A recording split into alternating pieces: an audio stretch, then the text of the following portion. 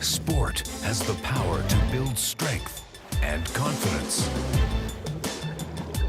Heal, inspire, and bring communities together.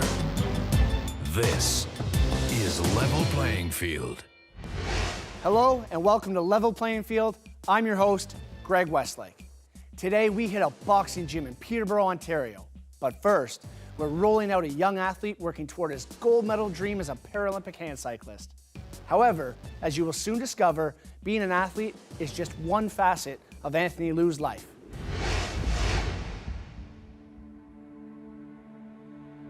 Just north of Toronto, Anthony prepares his handbike to take a ride.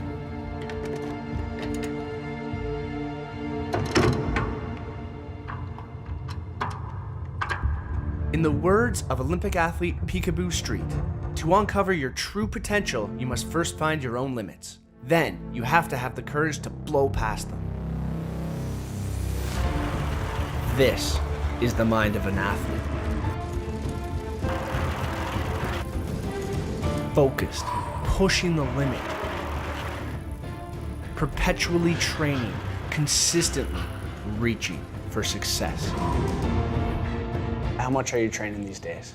I train anywhere from 5 to 6 days a week on and off the bike. So whether it's weights or on the bike or just kind of mentally trying to get into the zone.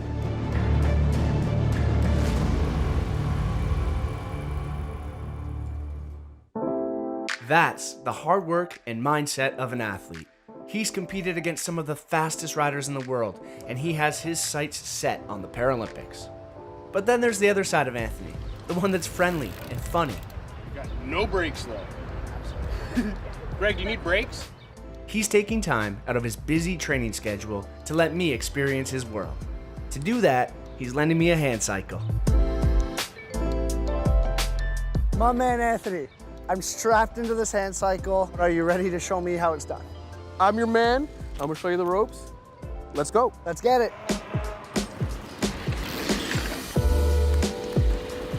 I'm drafting you. It's a beautiful day for a ride through the nature trails near Anthony's place. It's not a race, but I'm keeping up.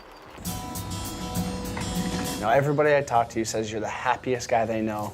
Positive energy radiates from you. Were you always like that as a kid growing up? You know what, I was. My life was amazing. I grew up and I didn't know any different than just to be happy. My parents were amazing. I had a little sister. We got along well. I was good at sports. So I really had nothing to be upset about. Anthony's mom, Marcia Lue, agrees. Anthony was a very happy-go-lucky kid. He would just go and just take life by the tail and just run with it. He never let anything bother him. He wasn't a fussy child. He's got a very funny side to him, and when he laughs, and he just lights up. So you think this could be something you do in your off season, Greg? I love it, man. It's fun. It's peaceful out here. I'm so fortunate to have this trail at my doorstep. At an early age, Marcia saw a natural talent for sport in her son. Immediately, she had him registered to play baseball. He threw a ball in the air, and he hit that ball, and about 6 or 7 houses later, it was gone. I'm like, he's good at that. So from there, we just knew he had the ability to do well, and once he set his mind to doing something, he was going to be successful at it. Baseball was good, but eventually, Anthony found his sport of choice. I always ran track. My mom was a track runner, so I knew that was kind of one of the things that I wanted to do. So I did 100 and high jump, long jump, triple jump in elementary school. When he got to high school, he was inspired by a coach to try hurdles. After some hesitation, he went for it and discovered he was a natural. So a couple months of training, I went up for my first race and I beat the national champion. That was in grade 9. In grade 10, I won OFSA, which pretty well made me one of the best hurdlers in Canada for my age. Maybe it was a need for speed, a need Anthony still aims to fulfill to this day. That was reinforced on our ride together. What's your top speed ever that you've ever hit? Top speed, I've hit 94 kilometers an hour going downhill. Yeah, it's crazy. What's that feel like? Describe that. Death, because you know if you make one mistake, it's all over. It's honestly, that's exactly what it feels like. Okay. The closest to death you'll ever be, Wow. unless you're getting crushed by a crane. He laughs easily about his accident, but the truth is, it was anything but funny. This scrapyard in Pickering, Ontario is filled with giant piles of scrap metal. As a crane lifts, crushes, and moves old bits of metal, there is a constant stream of heavy trucks dumping more. It's a busy place. 800 meters down the road from here is where Anthony apprenticed at a garage. He furthered his love of speed with a passion for cars, dreaming of one day becoming a mechanic. Anthony and his team were tasked with delivering end-of-life cars to be recycled at K&K. He was behind the wheel of a car as it was being pushed onto a weigh scale. It was time for me to exit the scale. The Bobcat came back up onto the scale, gave me a nice little push. I rolled off the scale looking to park the car off to the left of the scale, jump out and go back to work. And out of the corner of my right eye, before I even had a chance to react, the crane operator came swinging around with a big magnet and the claws attached to it, dropping it on the car and crushing me inside. He then proceeded to pick me up to about 15 feet in the air, and that's when the Bobcat operator jumped out and said, "Somebody's still inside the vehicle." And at that moment, he panicked and dropped me from 15 feet, and I came crashing back down to the ground. Anthony's injuries were so severe, he was airlifted to the hospital. It's one of the worst possible phone calls for a parent to receive. Thinking about it now brings Marcia right back to that day. Yeah, and it's so real. It's so real. Going back to the day. It's like someone just took my legs from underneath me. Marcia arrived at the hospital, but it was a long, torturous wait before she was able to see her son. With tears in her eyes, she describes what it was like to finally enter that room. She was not prepared for what she would witness. He was strung up to everything. And it kind of hit you. OMG. The doctor came in the room and he said, "Your son will never walk again." And my heart just sunk. Anthony was awake and conscious when the doctor broke the terrible news. I couldn't move, but when he said that, I was in shock because my legs were my everything. I was an avid mountain biker. I played provincial baseball. I was one of the fastest runners in Canada for my age in hurdles. So when he said that, I was just kind of like, what do you mean? At that point, everything was just flash across your eyes. At 21, you imagine a young man at 21, "I'll never walk again."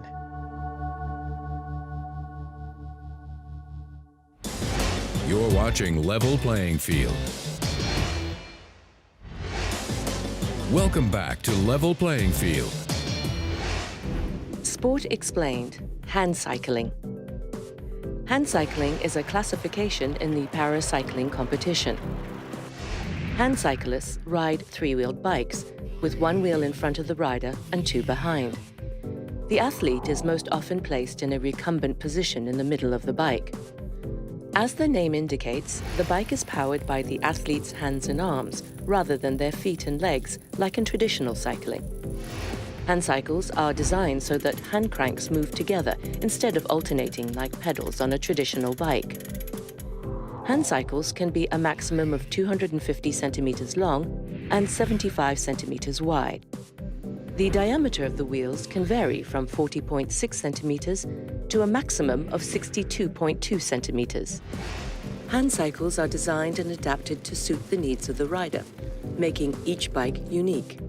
For instance, the rider can utilize digital gears on the bike to make it easier to shift and change speeds during a race. A braking device must be attached to the hand grips as well. Disc wheels can only be used during mass start road races, while spoked wheels are used in all other races. In hand cycling, there are 5 classifications, H1 to H5, depending on the mobility and use of the athlete's limbs. H5 athletes are the only category allowed to compete in the kneeling position.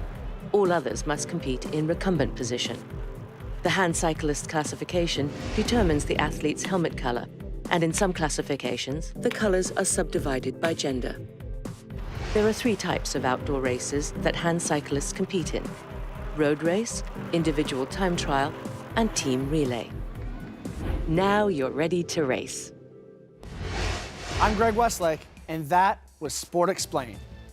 Anthony Lue hasn't let the accident that paralyzed him dampen his drive to compete or his spirit. In fact, it has strengthened his will to succeed, and as I witnessed firsthand, it all starts with a positive attitude. Recovery for Anthony was a long process. He spent a week in ICU, 3 weeks in a trauma ward, and then rehab. So going from being a superstar track athlete, you're now lying in a hospital bed. There must have been some negativity that crept in there that said, man, I don't know if I can do this. For the first little bit, no. There was because I thought I was just gonna get up and walk, right? I figured I'd be down for a little bit, but I didn't really realize how bad it was gonna be until I got to rehab. It wasn't like I could just pick up my leg and walk away anymore, right? It was a bad hand to be dealt. You know, it's not easy at all. It's humbling is the word. It's very humbling. Humbling as it was, Marcia says that somehow through the dark times, Anthony could still light up a room.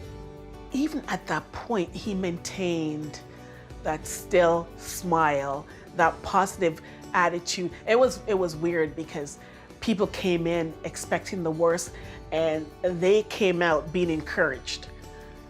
Like he would say to him, you know, this is not gonna define me. Being in rehab, I realized how fortunate I was, knowing that it could have been so much worse and that I could have been dead.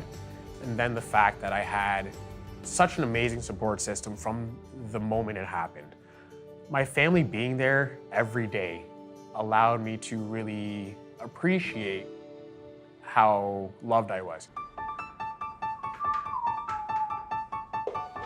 As Anthony prepares his indoor bike system to train, he reflects on how pure support from the community inspired him to keep reaching for his dreams in employment, love, and sport. But it took him some time to find a sport that matched his love for track. I was playing a little bit of basketball, but then there was something missing. So someone was like, here, try this bike. I got the bike, I went out, and within minutes I was hooked. In about half hour I had crashed it, had a new scar, and at that point there was no turning back. There must be a correlation between your need for speed and the hand cycling. Most definitely, and that's what got me hooked. Once he found cycling, it was like a whole new world for him. Opened the freedom, giving him that freedom to go out and express himself. Anthony is not one to dwell on the past. He's always looking to the future and making friends wherever he goes. He's even forged a new, unlikely friendship with Kevin Morgan, CEO of K&K Recycling, the very place that Anthony had his accident. He was one of those people that were there to support me. He took full responsibility that, you know, the accident happened at his place of business, and from the get-go, he was just like, what can I do to help? Kevin's heart went out to the young man who was hurt at his place of business, and he wanted to help. He organized a charity event, and that's where the two met. He was immediately moved by Anthony's outlook on life. Got to spend some time with him and saw his real positive approach to things, and I wanted to support him in any way I could. So that sort of turned into a little help with him going to Arizona to train in the wintertime. His main focus is to get to the Olympics, and trying to support him in that endeavor, and I hope he's successful. I think he will be. He's a special guy. Like, I would have went probably half a kilometer an hour faster, which would have put me at the A standard for the national team. That's our goal this year, right? Oh yeah, going forward, A standard for sure. From the get-go, he's been absolutely amazing, a supporter, whether it was just getting back to life, schooling, and now hand cycling. So he's a blessing. They get together as often as possible, and sometimes They even get out for a bike ride. We haven't ridden in like a year, so he's off of his game. His bike's not ready, doesn't have his helmet. I wanted to do some bike riding. I wanted to get a little fit myself. So I said, you mind if we ride together? Our first ride together was like from Warden and Bloomington up to Lake Simcoe or something. It was ridiculous, like 100 kilometers. I don't know how to change the gears on this bike either. Well, I got him riding a bike, so if I can have a positive influence in your life somewhere, why not? Woo. Great ride, great ride. Anthony is sharing his warmth, positivity, and famous smile everywhere now. He's a certified Rick Hansen ambassador, and his plan is to go back to school. How's everybody? Having a good day? But he is also looking to inspire others by sharing his story through public speaking, addressing kids, like in his recent Youth Empowerment Network talk. There's still a ton of work to be done in order for me to reach my ultimate goal, but life has never, ever been better. Failure can teach us as much or more than many of our successes. It is necessary and it causes growth. I am super proud of him because I know he has done great things already, but I anticipate that he has just started because there's much more to come of Mr. Lue.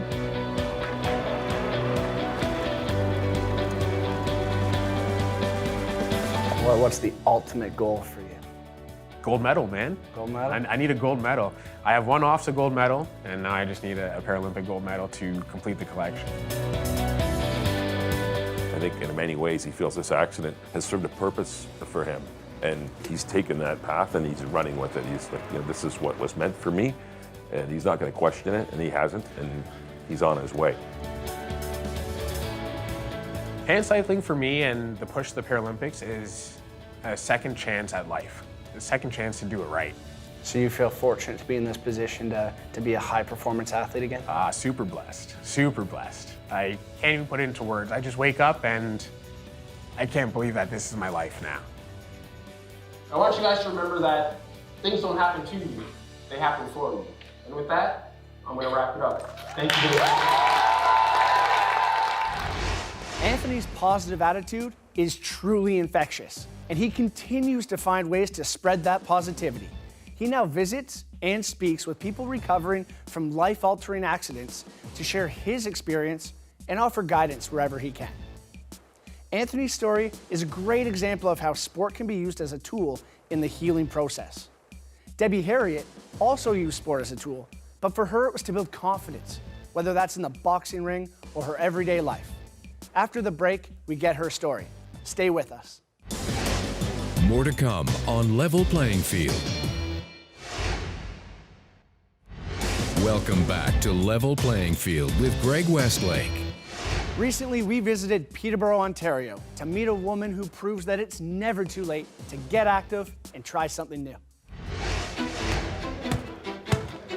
Sit, chin tucked, elbows in. This is Debbie Haryett. She's a boxer, and she happens to be 68. Shake it off, back to orthodox stance. This time you're straight right. Boxing makes me feel alive. It gives me confidence that I've never had before.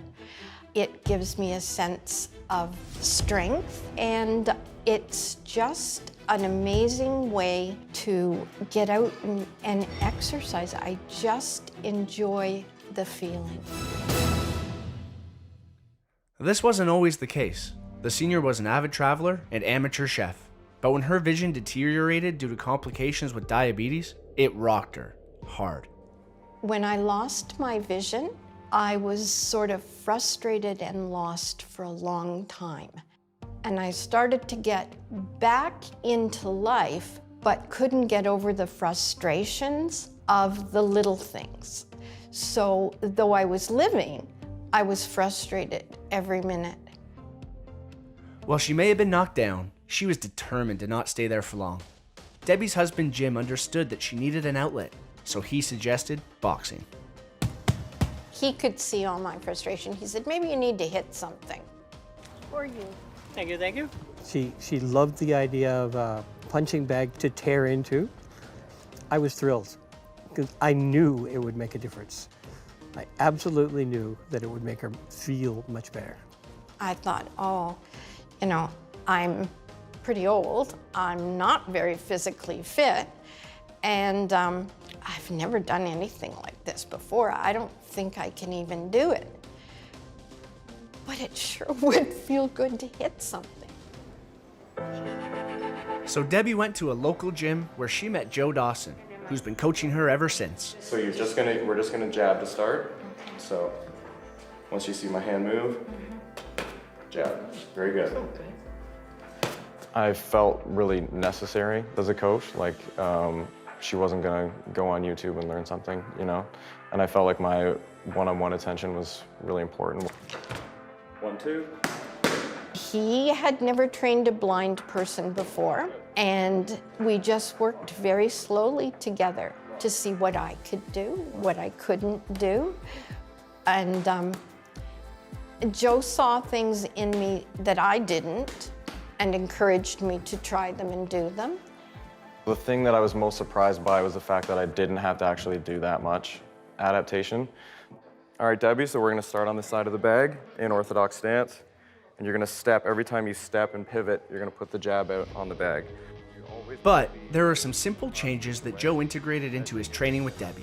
These included using tape on the floor, high contrast clothes, and incorporating sound.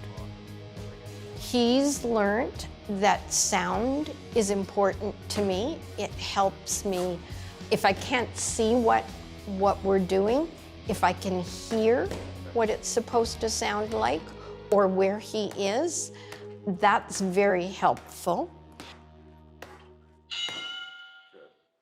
Shake it off. She was feeling vulnerable when she lost her sight, so this is a way to make her feel less vulnerable. Joe and Debbie aren't the only ones who have noticed a difference. Her husband Jim sees it too, whether it's in the gym or on their tandem bike. I think in some ways, she kind of opened up or blossomed after she went blind. She was much more a homebody, much more stay-at-home person, and now she has a connection, and it's a very, very close-knit community in Peterborough. And she's the boxer, and I'm quite thrilled, and I'm really very proud of her for that. As the boxer, Debbie is able to pack a punch, as Jim learned firsthand. One day recently, I'm sitting up in the kitchen, and I have no idea what I said or what the point was, and she said, "Oh, that is so silly," and punched me in the arm. And I thought, we're gonna have to stop doing that because it really hurt. All joking aside, Debbie is grateful for boxing. Boxing gave me back my confidence, my sense of adventure, and my freedom.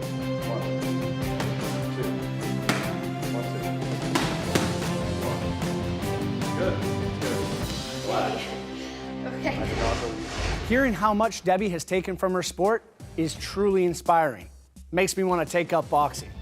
Debbie's story shows us how much we can get from sport, even at the recreational level. So get in the game. And if you want to catch up on episodes of Level Playing Field, you can find them on the AMI-télé app, which you can download free in the App Store for iOS. I'm Greg Westlake, and thanks for joining us on Level Playing Field.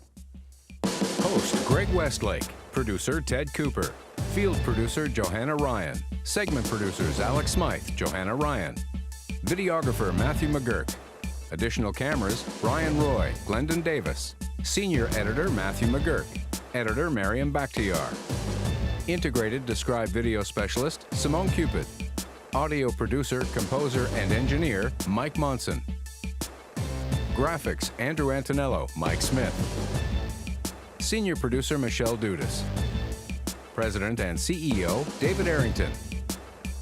Copyright 2020, Accessible Media Inc.